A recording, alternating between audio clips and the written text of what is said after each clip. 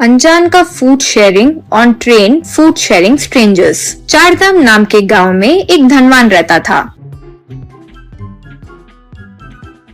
उसके अन्नू मिन्नू नाम के दो बेटे थे। दोनों जुड़वा थे। अन्नू अच्छा इंसान नहीं था, लेकिन मिन्नू बहुत अच्छा आदमी था। गरीबों की मदद करने में हमेशा आगे रहता था। अन्नू लेकिन किसी की कोई मदद नहीं करता था।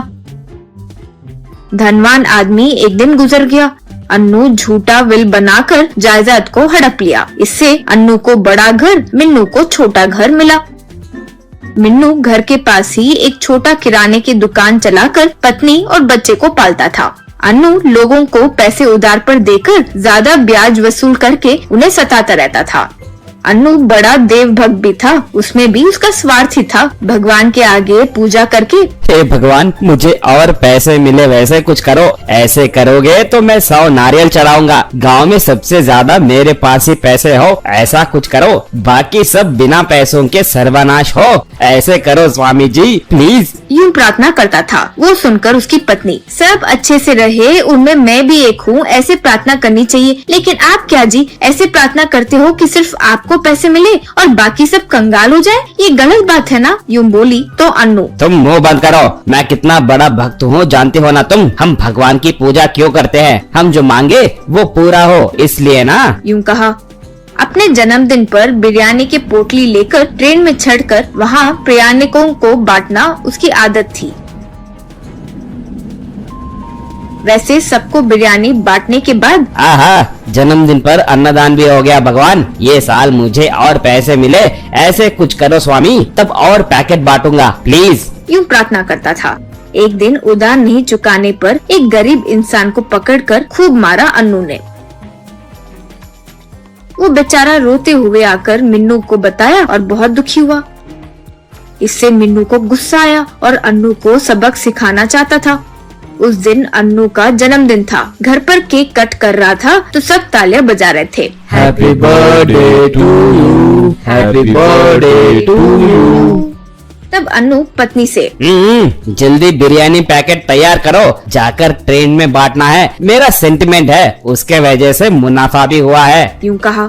मिन्नू हूबहू अन्नू की तरह कपड़े पहनकर बेहोशी की दवाई से मिले हुए बिरयानी पैकेट लेकर पड़ोसी गांव के रेलवे स्टेशन में आया। वहां ट्रेन में चढ़ा।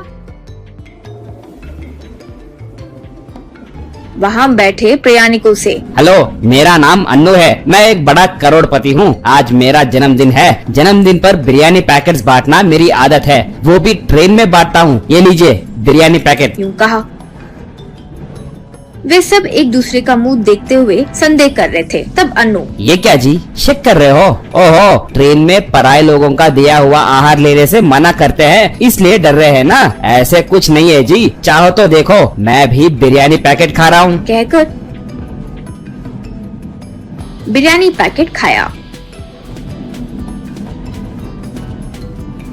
देखा, मुझे कुछ हुआ क्या? नहीं ना, खाइए खाइए प्लीज। यूं कहा। उस पर यकीन करके सब लोग एक एक पैकेट लिए। बस सब बेहोश होकर गिर गए। मिन्नू उनके पास से महंगी चीजें लेकर एक पोटली में डालकर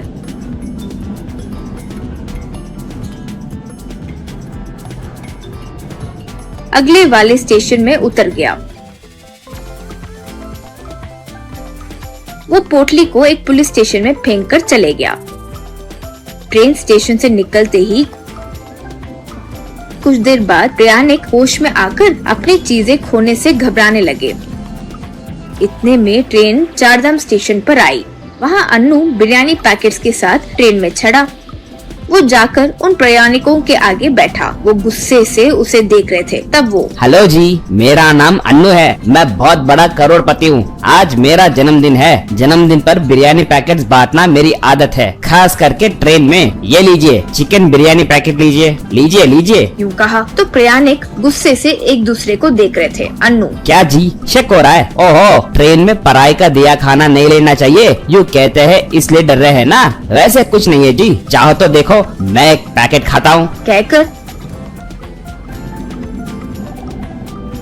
बिरयानी खाकर, देखा ना, मुझे कुछ हुआ नहीं ना, खाइए खाइए। यूं कहा। बस तब एक आदमी, चोरे चोर कहेंगे, बेहोशी की दवाई मिलाकर हमें बिरयानी खिलाकर हमसे लूटकर फिर हमारे पास ही आ रहे हो। हम बेवकूफ लगते हैं क्या रे तुम्हें? इसे मारो। यूं कहा, बस सब मिलकर उसे खूब मारे। जन्मदिन पर मार खाकर अन्नू लगड़ते लगड़ते घर के पास आया।